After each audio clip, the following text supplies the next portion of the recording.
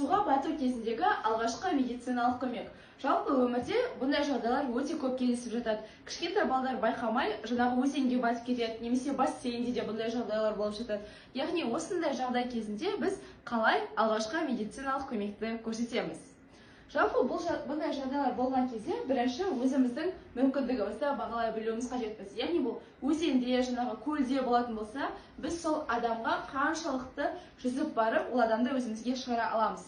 Жалпы бұл кезде еш уақытта адамның алдынан жүзіп баруға болмайды. Мына суретте көріп тұрғанымыздай, яғни біз жүзіп барған кезде артынан баруымыз керекпіз.